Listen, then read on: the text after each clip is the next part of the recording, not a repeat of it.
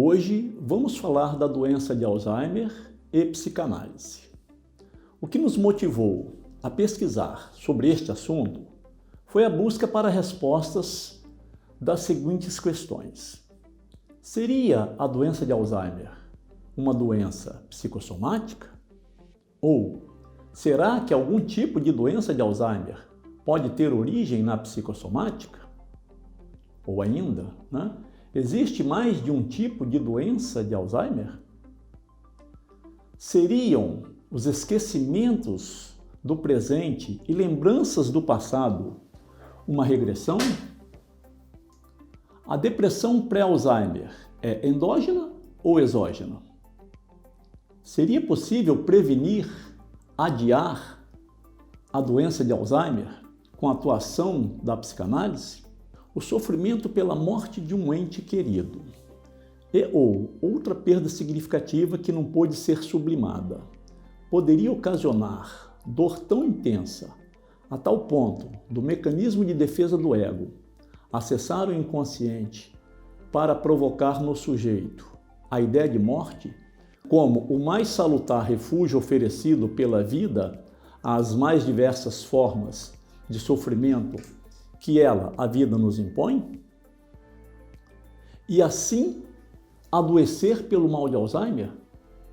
Segundo Arnaldo Raskovitsky, quando em crise, o sujeito tem o desejo de retornar ao útero materno. Se o sujeito de deseja retornar ao útero materno, ele contrai ou escolhe ter doença de Alzheimer? Pelo manejo psicanalítico, seria possível que o analisando transforme esse desejo em outro? Thanatos em Eros? Qual a interface possível ou existente entre o quadro sindrômico do esquecimento apresentado pelo paciente com Alzheimer e as manifestações advindas do inconsciente? Nosso pressuposto é que existe a real possibilidade de uma origem psíquica para a doença de Alzheimer, ou, no mínimo, que algumas motivações psíquicas inconscientes possam servir de gatilho para abrir o quadro da doença de Alzheimer, uma espécie de escolha inconsciente pela DA ou até mesmo um suicídio inconsciente. Nossas suspeitas caminham para as seguintes motivações: a imagem do próprio corpo, comparação do seu corpo quando jovem ou atual, segundo Lacan, o estádio do espelho negativo. O diálogo estreito com a morte, proximidade da própria morte e a morte de muitas pessoas que fizeram parte da sua história. Pais, tios, amigos, colegas, ídolos. Sentimento de estranheza ao visitar lugares que frequentava na sua juventude, escolas, clubes, etc. Os prédios continuam os mesmos, mas os atuais frequentadores são desconhecidos. As músicas e os programas de TV, teatro, circo já não são do seu agrado. As limitações dos seus movimentos, audição, visão, colocam o idoso num isolamento social. A inversão de valores, de cuidador para necessitando de cuidado. A falta de autonomia na tomada de decisão, a própria vida, a falta de sonhos, projetos futuros. Por fim, este novo mundo incômodo levaria o idoso a preferir prestar atenção mais no passado do que no presente, na tentativa inglória de evitar a depressão pré-Alzheimer. Uma vez instalada a DA, vêm as consequências biológicas de degeneração cerebral progressiva que leva à demência. Vamos entender melhor a doença de Alzheimer.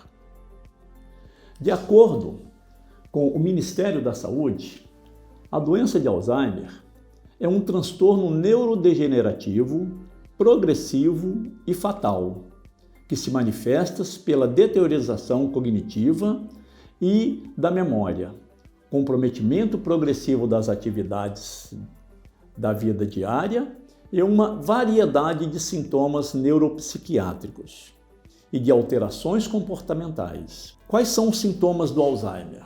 O primeiro sintoma é o mais característico do mal de Alzheimer, é a perda de memória recente.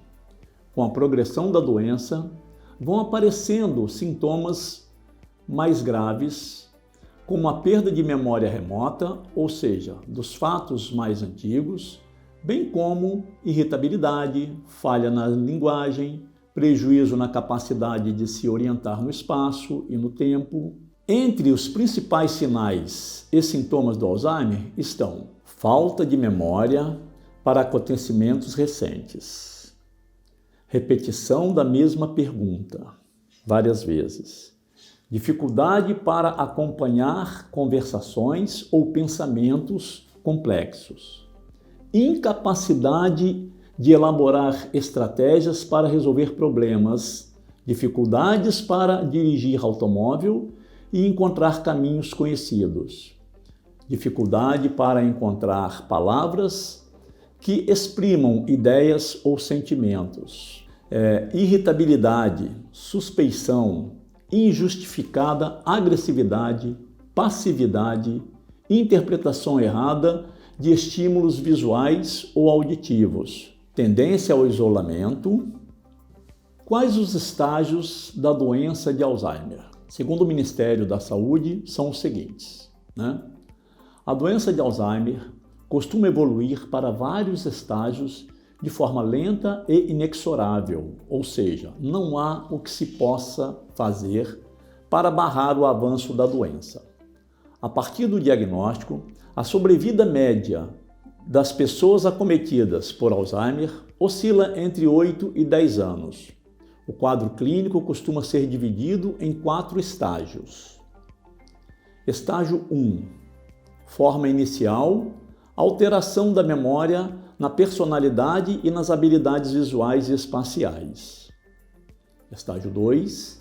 Forma moderada, dificuldade para falar, realizar tarefas simples e coordenar movimentos, agitação e insônia. Estágio 3, forma grave, resistência à execução de tarefas diárias, incontinência urinária e fecal, dificuldade para comer, deficiência motora progressiva. Estágio 4, terminal, restrição ao leito, dor à deglutição, infecções intercorrentes. O diagnóstico pela Associação Brasileira de Alzheimer. Na prática, o diagnóstico da doença de Alzheimer é clínico, isto é, depende da avaliação feita por um médico que irá definir, a partir de exames e da história do paciente, qual a principal hipótese para a causa da demência. Diante de tal quadro, vamos esclarecer nosso ponto de vista. O que é a psicossomática? Senão uma manifestação no corpo de conflitos inconscientes, como, por exemplo, hematomas sem causa orgânica. Quero aproveitar para mostrar 2 tipos de sintomas psicossomáticos. O sintoma elástico, que só aparece e permanece quando da atuação de forças psíquicas que causam e desaparecem quando o conflito inconsciente for resolvido. E o sintoma plástico, que permanece mesmo depois que o conflito psíquico foi resolvido, pois já causou uma lesão biológica no sujeito, dado a intensidade ou ao longo tempo de exposição ao conflito ou até mesmo a repetição dos eventos traumáticos.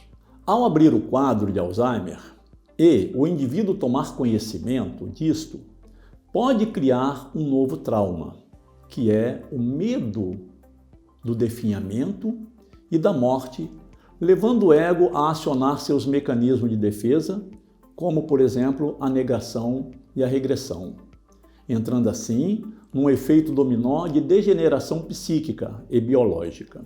Seria isso um suicídio psicológico, considerando que uma das saídas para a dor traumática é a sublimação? Seria possível prevenir, até mesmo frear o avanço da doença de Alzheimer, utilizando as técnicas da psicanálise? Fica aí um bom motivo para reflexão e pesquisa.